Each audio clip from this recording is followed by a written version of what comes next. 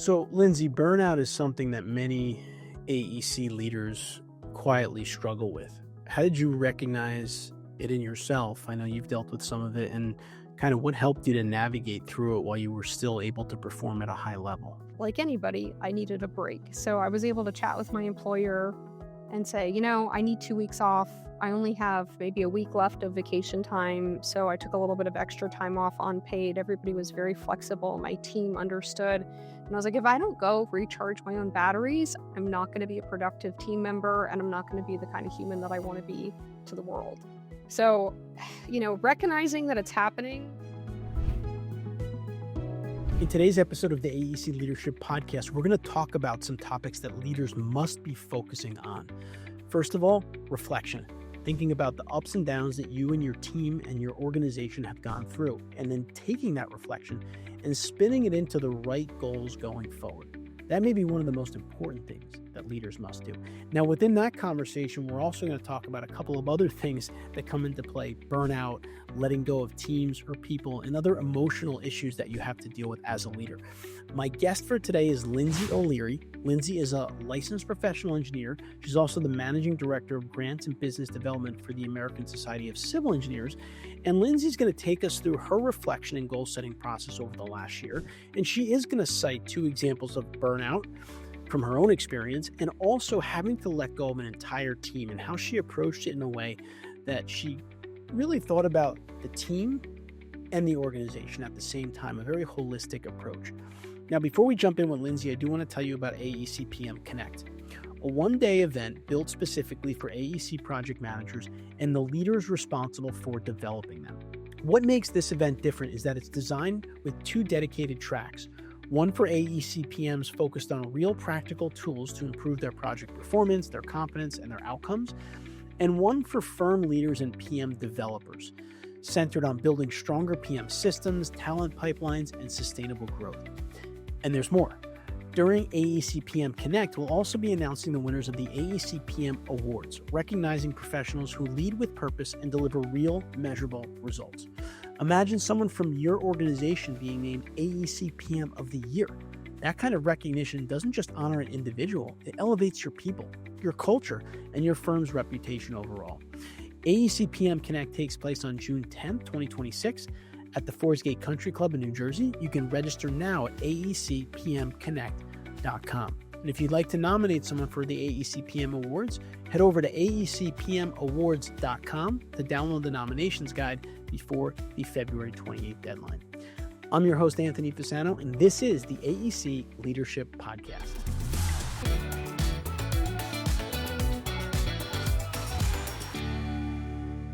All right, now I'd like to welcome my guest onto the show for today. Lindsay, welcome to the AEC Leadership Podcast. Anthony, thank you. Really appreciate the opportunity to join the podcast and have a little chat today. Yeah, excited.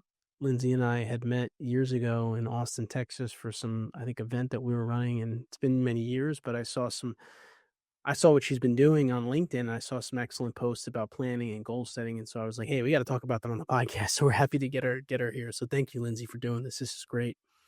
You're welcome. My pleasure. I think goal setting and reflection is something that we all could spend a little bit more time doing. We're all really hard on ourselves too. I know there's a lot of ambition out there in our industry, and it's good to just take a minute to be introspective. Yeah, 100%. So why don't we start, Lindsay, by having you tell our listeners a little bit about yourself and kind of your career in civil engineering and leadership now, of course, at ASCE. Tell us about how your career has kind of run here, because I don't think it's the conventional, technical engineering career. Yeah. Oh, my career is not what I expected. I would say, to start, planning is really important, but plans change. And so therefore plans can be useless, but planning is important. And so you have to be able to take what life gives you and make the most of it. And you may not realize all the opportunities that will be in front of you when you make those plans. So it really, for me, started as a kid. I grew up in California and Florida, and I had a lot of curiosity because my dad always made me help him with stuff like fixing everything, chores from mowing the lawn, re-roofing the house, changing brake pads, and in Florida, even preparing for hurricanes. Like, all of that made me a very curious individual. And that's probably what led me to study engineering really early on, is wanting to understand how things work and how to be able to fix things. But then as I progressed in my, typical engineering career, starting off as a junior staff engineer, working towards project management, I realized it wasn't just designing stormwater ponds to mitigate flooding or designing landfills to protect groundwater and the environment. It was the people aspect of what I really loved about civil engineering and how we collaborate as people, how we communicate, how we embrace challenges together. And so I really started leaning into the leadership side of things. First, in the traditional engineering pathway as a project manager, and then I realized I could work in the association industry and help support other engineers and make a bigger impact in the architecture, engineering, and construction space. And that's what led me to the association world. And so I like to think that I am a people engineer more than working on a particular discipline of civil engineering. My background is environmental, water resources, and a little bit of geotech. That's great. And I know I mentioned it in the introduction, but maybe you can just give us a quick overview of what it is that you do at the American Society of Civil Engineers. Yeah, absolutely. So I'm on the senior leadership team of ASCE on the staff side. We have a little over 220 staff at ASCE for anybody who may not be familiar with the size of the organization. And it takes a lot of different departments to keep the organization up and running. So I manage a handful of our business operations. So my job is mostly operations, people management, solving challenges. In my current role, I support our customer service team, our sales team, and our partners program. And I am really looking to connect with other businesses to understand how they can work in conjunction with ASCE and how we can create some really great partnerships. Awesome. All right, so let's jump into our topic for today. So, you describe annual reflection as kind of a grounding ritual. What does that process actually look like for you in practice when you do it every year? Yeah, so I like to use the start of the new year as a chance to check in with myself. I actually will spend some time alone. 2 winters ago, I took a snowboarding trip to Salt Lake City, Utah. And one of the evenings, I had a chance to go through and think about the goals I had set for myself over the past year. And I can check in and think, where am I at in progress of those goals? And so now that's become a thing that I do every year, kind of as we ramp up to New Year's Eve. I start to think about, let me first stop and pause and think about my accomplishments, as opposed to what do I want to get done the following year? Because we don't spend enough time giving ourselves credit for all the things we achieved or all the things we survived. Life can throw us curveballs sometimes. And I think if you're really ambitious, I consider myself to be extremely ambitious, it's important to give yourself some grace and to recognize your wins, big or small, and not always keep moving towards the next thing immediately. So that little pause is very helpful for a lot of reasons. Your mental health, your well-being, your friends and family appreciate it too. So I take a beat towards the end of every year, usually ramping up to New Year's Eve, and I think, okay, what is it that I've accomplished? What kind of trips have I gone on? Who have I gotten to meet? What's happened that's great at work? What's happened for professional development? Are there any big celebrations I had personally? And so I like to document all of that. Sometimes I write notes in my phone. Sometimes I voice to text notes in my phone, or I might even put it in a notebook. And once I do that, then I can start thinking about future goals. That's great. And I really like what you said around reflecting on your accomplishments before we just go to the next thing. For all the reasons you cited there, the mental health, your family.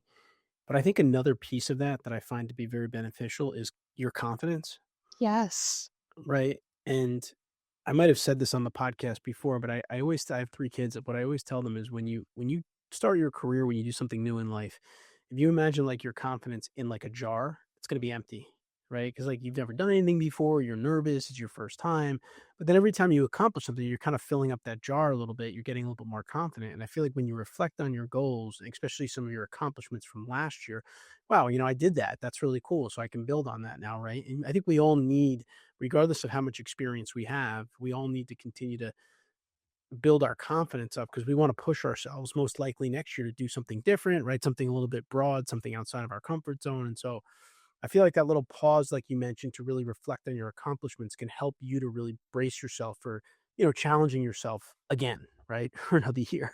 Yeah, confidence is so important. I'll share that I wasn't very confident in myself for a while. Like at the start of my engineering career and even into my engineering career in like the actual professional practice, having a license, I didn't feel super confident about my work until I switched over to the nonprofit side of things, and I completely love what I'm doing.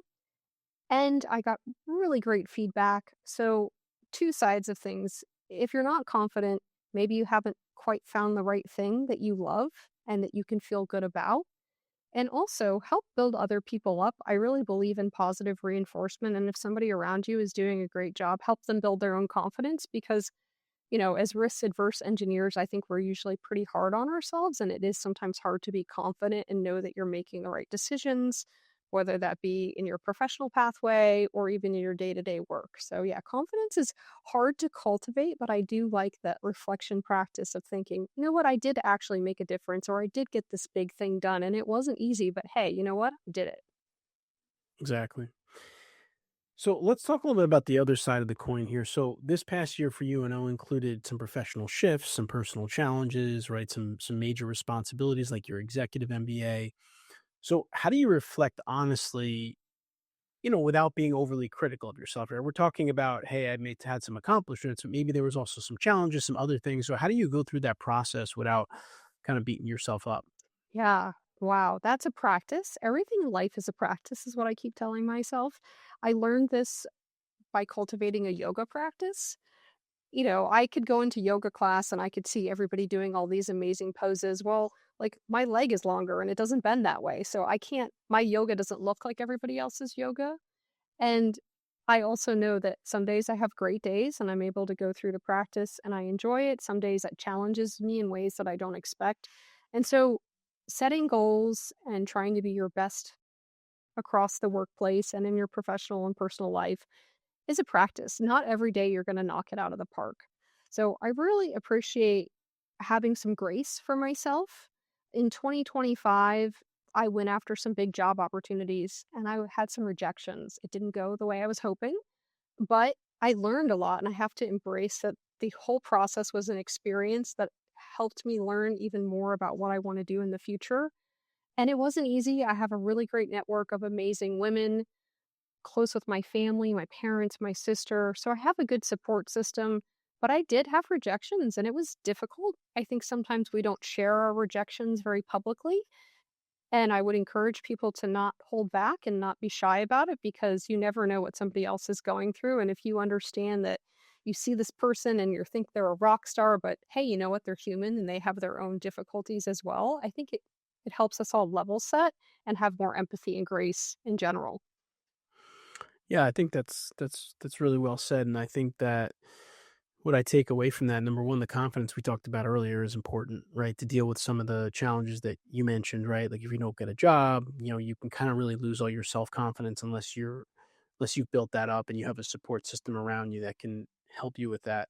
I think resilience is a big deal, right, in your life, in your career, because we all know that life is never easy. It's never a straight line for anybody, no matter what you're doing. So you're going to have to be prepared to kind of get knocked back a bit and start over again, so to speak. And I think the part about kind of community and a support group around you, like you mentioned, your parents, your sister, whoever that is for you is critical in my opinion, because they're the ones that are going to help you through these things. I mean, I know for me, I belong to a great like men's group in my church where we meet. You could talk about things. You can get some support from people if you're going through a tough time, whatever career, personally, whatever the case may be. But you need those outlets, right? You need people that you can lean on to help you go through that because everyone's going to face challenges. It's not like an if question, right? It's like a when Yeah. question. Like I've never met anybody that said, "Hey, my career was great. I had no challenges. I flew through it from A to B. It was great." Right? It just doesn't work out that way. And quite frankly, if it did, it probably means you weren't pushing yourself enough, right? Because it was just Yeah. too easy for you. Oh, that is so right. I mean, you have, again, having planning is so important, but plans change and you have to be flexible. Like nobody gives you this perfect roadmap of your career and what you should do, but you should get prepared for, I don't know, best case, worst case scenario, see what happens. I always like to be over prepared. I think if you're not over prepared, you're unprepared, right? Like just try to set yourself up for as much success as possible. And when you talk about resilience, I did learn a really cool phrase last year from some of my cohort members in graduate school is being relentless about your resilience. So being Mm, relentless about your resilience is really key. Whatever you need personally to get that resilience up and to have that outlet so that you can continue to be resilient is helpful. Now more than ever, we're in this kind of odd culture of not everybody's at the office. There's a lot of work from home. There's a lot of things happening virtually. You almost miss some of that face to face time with people that could help you and be an outlet from day to day. So you have to be very thoughtful and intentional about having those connections and having that outlet, Anthony. I love hearing about your men's group. That's outstanding. yeah, I think it's just a huge something in our lives that we need, kind of a backbone almost, if you will. Strong project outcomes need skilled managers and competent leaders. EMI's corporate training delivers expert-led courses in project management and people leadership, plus industry-recognized certification and exclusive premium content to take your team even further. Elevate your team's leadership capabilities today. Visit engineeringmanagementinstitute.org and click on corporate training. So, Lindsay, burnout is something that many AEC leaders quietly struggle with. How did you recognize it in yourself? I know you've dealt with some of it, and kind of what helped you to navigate through it while you were still able to perform at a high level? Yeah. I thought in the past I had experienced burnout here and there, but last year in October, I hit a wall. I had been going to graduate school full time and working full time for about 14 months, and I was exhausted. I found myself maybe not being as professional as I would like to. I know there's a couple of meetings I was in where I'm pretty sure I rolled my eyes and I caught myself and I was like, wait a minute, this is not the Lindsay that I want to step forward with and show the world. I really do want to be my best me, make a positive impact every day. So I caught myself just being exhausted mentally, physically. I wasn't able to perform and be my normal, outgoing, happy self. I'm usually annoyingly optimistic. And so I took a beat and I realized, you know what? I'm just exhausted. Like I've just been working really hard on these big goals that are important to me, but like anybody, I needed a break. So I was able to chat with my employer and say, I need 2 weeks off. I only have maybe a week left of vacation time. So I took a little bit of extra time off unpaid. Everybody was very flexible. My team understood. And I was like, if I don't go recharge my own batteries, I'm not going to be a productive team member and I'm not going to be the kind of human that I want to be to the world. So, recognizing that it's happening and having an honest conversation with your team, whether that's your boss or your direct reports, and figuring out how you can just take a minute to recharge and come back to be your best self is so important. And I have a lot of friends that were like, "Oh, what'd you do during your 2 weeks off?" And I was like, I slept. I did laundry. I went to the grocery store. It wasn't like a vacation. It was like literally, if I don't just take this time to myself, I will not be successful. And that's hard to do, right? Because you have a lot of pressures. There's a lot of deadlines. The homework didn't stop during this time. I know there were some things at work that people had to cover for me. And, I will try to repay the favor whenever I can. That's great. I mean, I think the big takeaway from that is the ability to recognize that you're being pushed to the limits, right? Because I think that's where in our society people are trained to just keep pushing forward, right? Like Yes. you're hitting a wall, just go through it, right? Just keep going through it and through it and through it. And so it was really inspirational to see that you kind of caught yourself and you're like, this is not really the person that I want to show up as. Yeah. It's like I can keep pushing through it, but that's not really, if you put it in engineering terms, it's not the product that you want to put out there, right? If you're delivering something. So I think that's great. I actually posted on LinkedIn a few weeks ago that I just finished reading a really great book called Slowing Down to the Speed of Joy: The Simple Art of Taking Back Your Life by Matthew Kelly, which was an excellent book.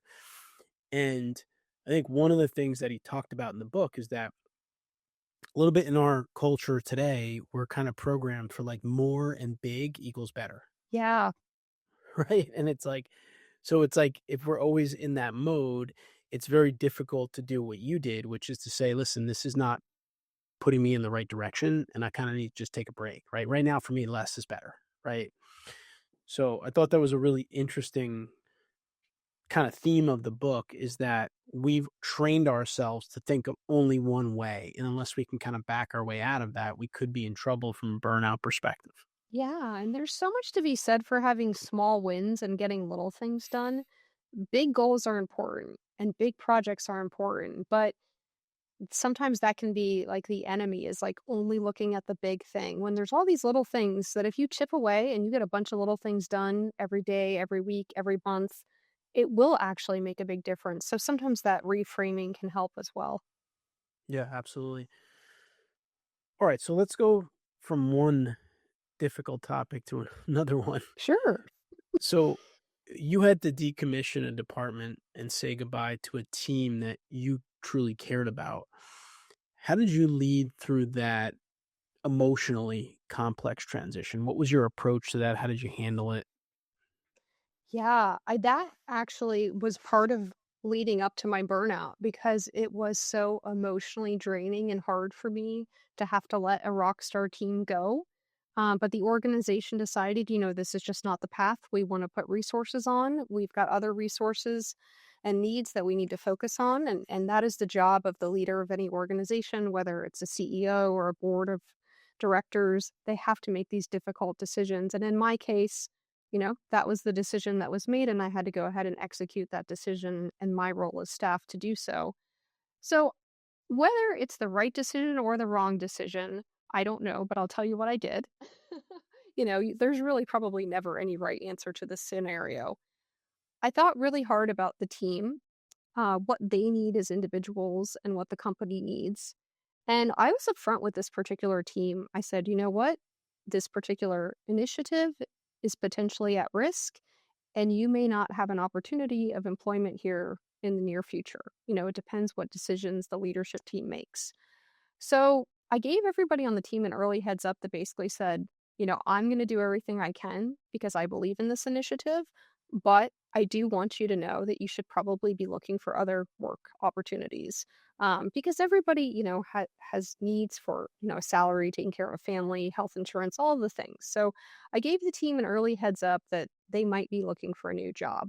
And that was not easy news to deliver. And it was a hard decision to make because as soon as you tell people that, they're not gonna be super productive, right? They're gonna be distracted, they're gonna have anxiety, they're gonna be a little bit stressed, but this is the way I lead. I'm very honest and transparent with my team, and they had a lot of respect for me because of the way I communicate with them and share information. So, we worked together. I said, "I will write you LinkedIn recommendations. I will be a reference for you, whatever you need. You've been a great asset to this team, and whoever's lucky to have you next will be so lucky."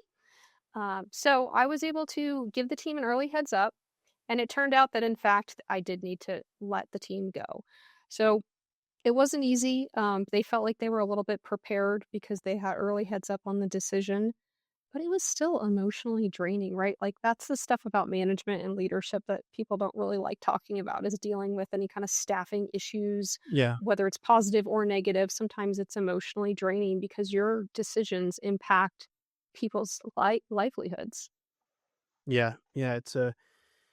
It's always a struggle for me too. I mean, I think personally my leadership approach is always a servant leadership approach, which I kind of sense you have similar thoughts around that. And when you want to serve people, this can be a difficult situation. I also do a lot of reading, different books. Some books are like faith-based books. One of the books I read recently, it had this amazing statement in it, which I've really grabbed onto, which is mercy or compassion is always an invitation to a better life, right? Which is like a beautiful statement, right? And it makes sense, like beyond work, right? But even in work, right? Like being nice to people at work, essentially. Like, but when you have a philosophy like that and you have to lay off a team of people, it becomes very complicated, right? Because the Yeah. idea is like that doesn't seem very compassionate, right? Doesn't seem very servant leadership driven. So, but at the end of the day, the organization has a mission, right? That you're trying to fulfill. And you can't just keep doing things for the sake of doing them because you want to be nice to everybody because there is like a business and a bottom line. So I think Yes. your approach seemed like a very well balanced approach where you were able to give them a heads up, right? Respectfully, and give them a runway, if you will, where they could start to prepare for that should something happen. And so I think that that's a really good example of, and I know maybe you can't always do that depending on your situation, but that's just Yeah. one example. And I think that what that says is that when you have a situation like this, you may have to do one thing because it's the right thing for the organization, but that doesn't mean that you can't approach it from a sense of thinking about the other people, right? And putting their interest at the forefront. I think that your example is a really good example of, hey, it didn't work out in the long run for them, but the way that you approached it was very sensitive to their situations. Yeah, the thought I had in my mind was, you're talking about reading different wonderful authors and helping you grow.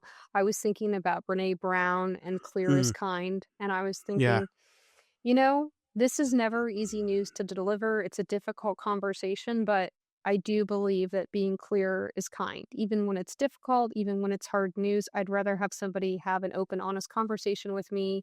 I always appreciate feedback, especially if it's constructive. I do think feedback is a gift. So it worked out okay. The team, understood. They had a great experience working here. They were able to help me, in some of the decommissioning processes because they were in the loop. It was not a surprise to them.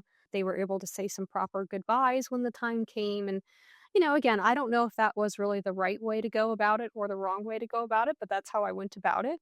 And, in other scenarios, if you're looking at different business models, it might be too much of a productivity risk depending on what your goals are and, what the bottom line is. So it's going to be unique for every scenario. And I would say if somebody is going through this, find a coach. I've really enjoyed, as part of the Georgetown Executive MBA program, I've had access to executive coaching.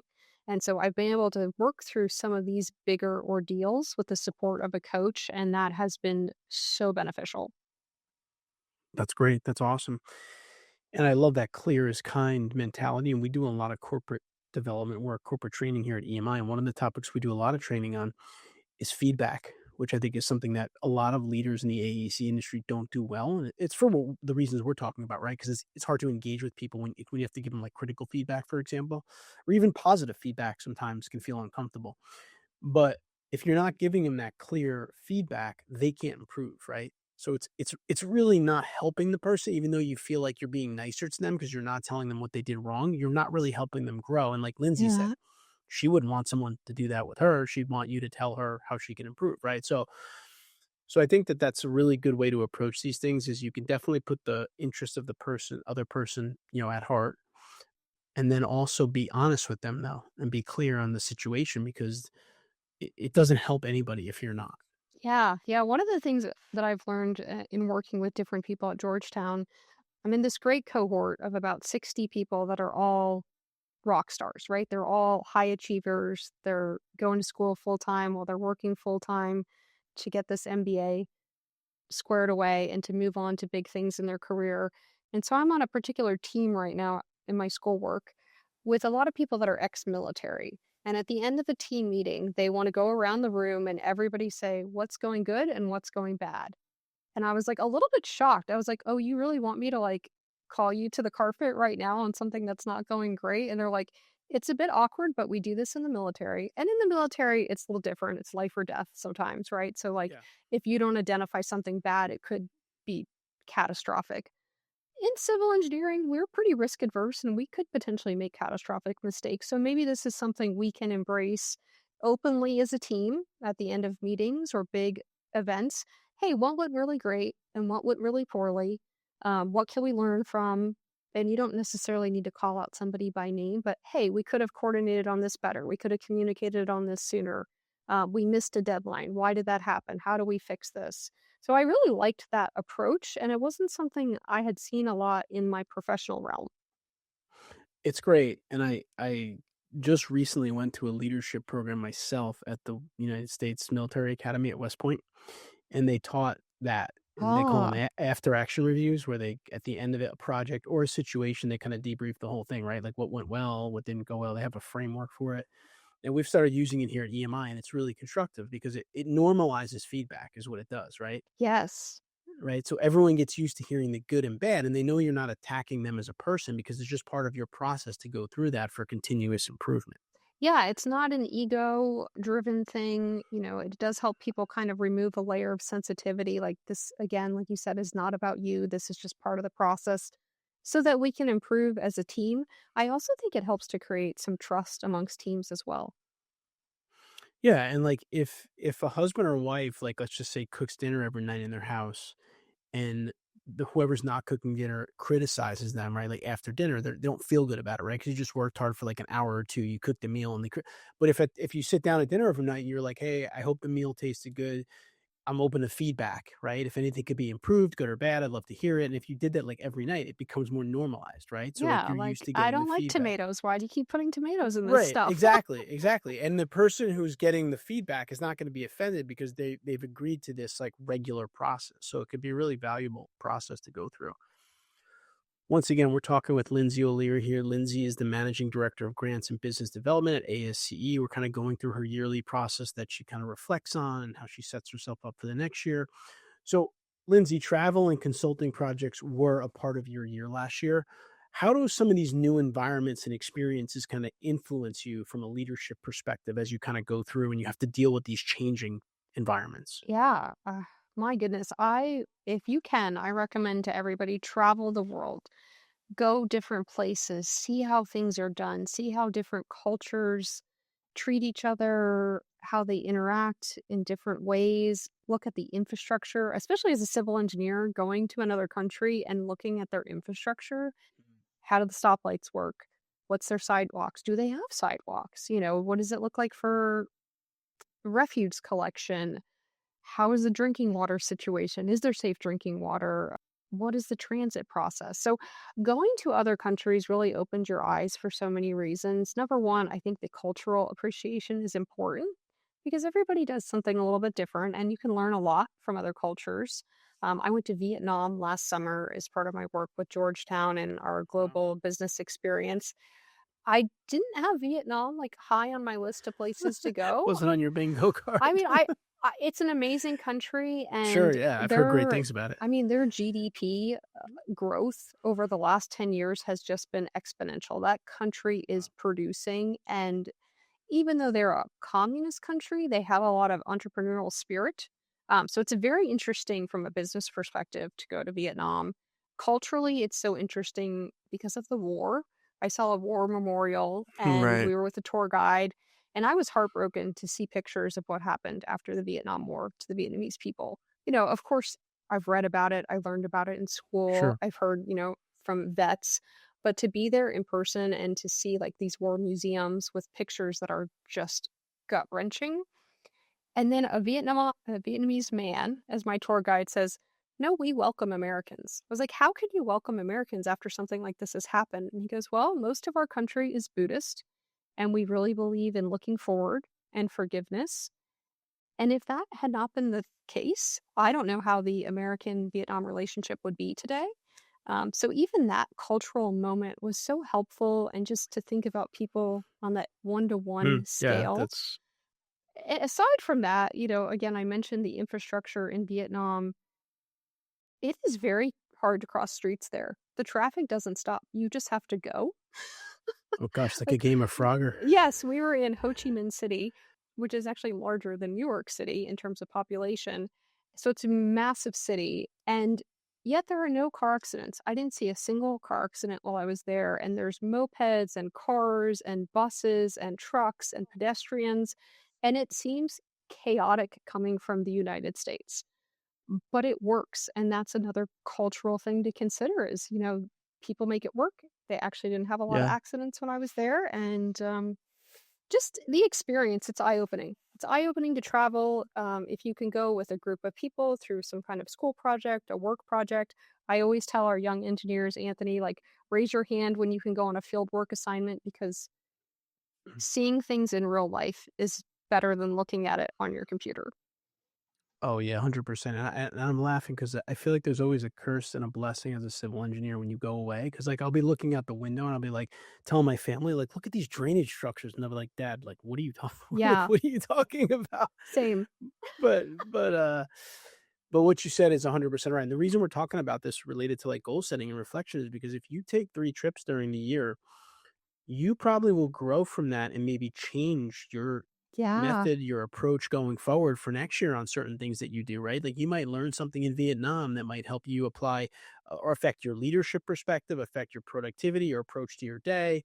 There's always things that we can learn from different cultures, different environments that can be helpful for you as you move forward. So it's thinking that's what's great about this reflection process. It really forces you to think through what you went through in the last, depending on how often you do it, once a year, twice a year, and try to apply it and then make positive changes from it.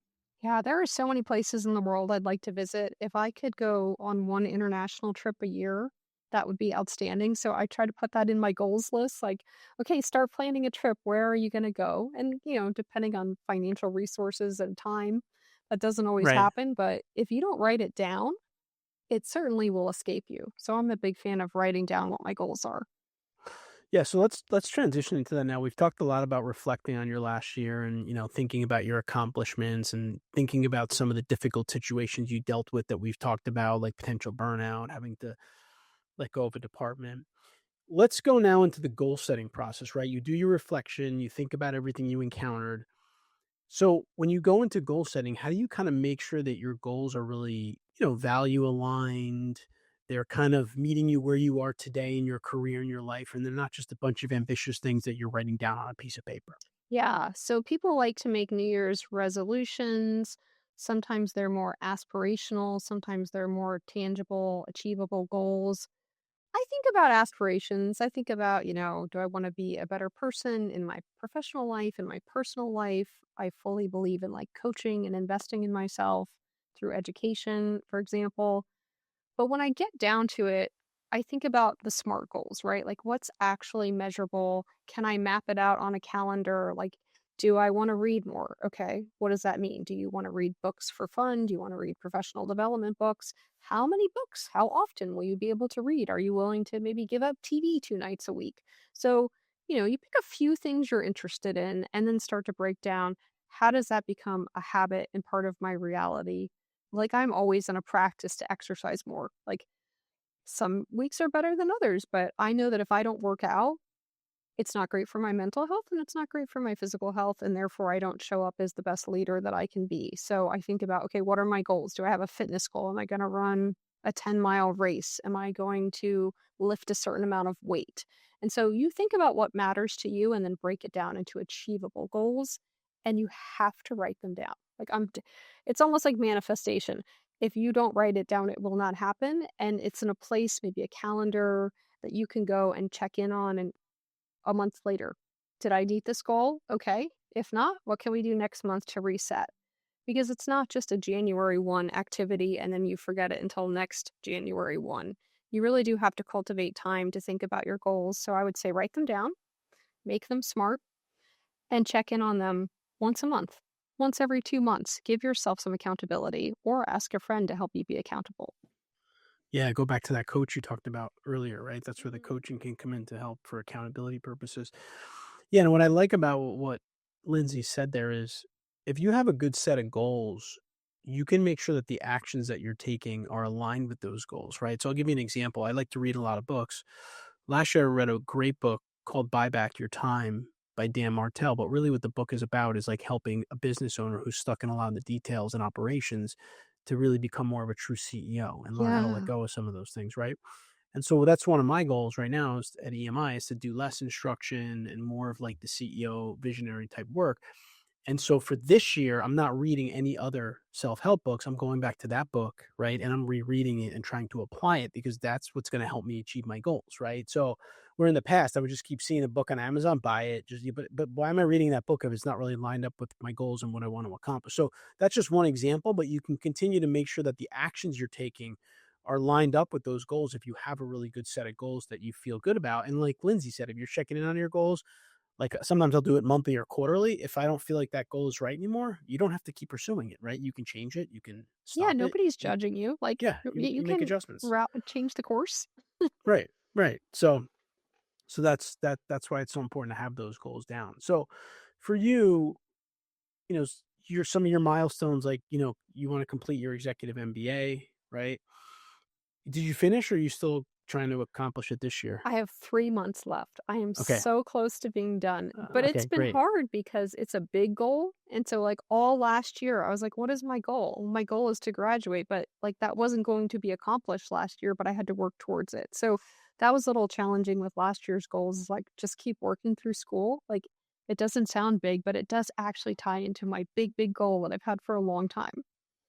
Okay. So, and that's kind of the reason I was going there was because of what we just talked about is, you do need to have some flexibility in life, right? Because you can't say these are my goals. And if I don't get them, I'm terrible, right? Because something could happen, right? So Hmm. I'm just wondering for you, like how you deal with that, how you allow yourself that flexibility in your process.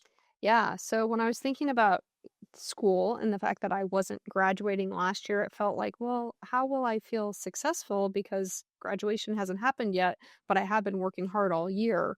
I started giving myself little milestone check-ins like good good grades in the fall semester. Make sure you had good grades in the summer semester. So I tried to look at it into smaller pieces that seemed manageable, and that would allow me to have little milestone celebrations along the way. Just when you're managing a project, like, yes, you have to get the project done, but what are the milestones in the project? So I think of it in that way. That's great. That's awesome. You need that flexibility if you're going to succeed because you're like we talked about earlier, there's going to be challenges, there's going to be changes, there's going to be adjustments needed. All right, so we talked about your reflection process, your goal setting process. Just a couple of last questions here for those leaders listening that might be thinking, I don't have time to go through a reflection process. What would you tell them about the cost of maybe skipping that step? Yeah. So nobody's perfect. Everybody always has room for improvement. And I am very much a growth mindset person. So if I don't stop and reflect, how will I learn? How will I improve? How will I show up as my best self so that I can make a bigger impact, be a better team leader, help others more? So if you don't take time to reflect, it's almost the same as if you don't take time for your physical well-being or your mental well-being. If you just keep pushing through, you're really not going to keep growing. And if that's not your thing, that's totally fine. But if you really strive to be the best leader, I think we all value sometimes being humbled, sometimes being wrong and learning so that we can do better. So I would say if you're not taking time to reflect, you're going to actually do more damage than good in the long run. And you may not get to where you hope to achieve certain goals or milestones in your career. Yeah, absolutely. And the one analogy you could think about is that if you if you don't go get a physical every once in a while, right, you're not going to know what your body needs, Yeah, there's right? no Like baseline. there's no baseline. There's no baseline for you to say, "Hey, I really need to strengthen this," or like my wife's going to physical therapy for her wrist because she broke her wrist. But the first appointment is always like a long, like, hour and a half baseline. Let's see where you're at today so we could build a plan for you, right? The same thing is with your career, with life, right? If you don't have a baseline for where you're at today, you don't know how to put together the right goals. So, last question I have for you, Lindsay, is if there are leaders out there listening today and there's just maybe one place to start with all of this, like a first step to kind of put them in motion, right? I think that's a good way to always end an episode because we tend to talk for a while about a bunch of different things and they might have a bunch of things in their head. What's step one for this process? I would say, honestly, take a day off and book it to yourself. Don't set a bunch of like, I got to go to the grocery store, I've got to mow the lawn or shovel the snow or whatever your to do list is. Separate that, take a day to yourself, and spend a day reflecting. Are you happy with where you're at? If so, why?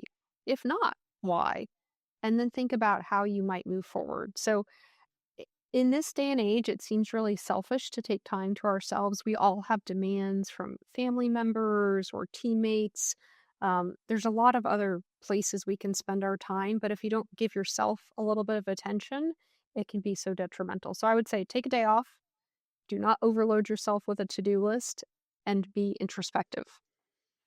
That's great. That's awesome.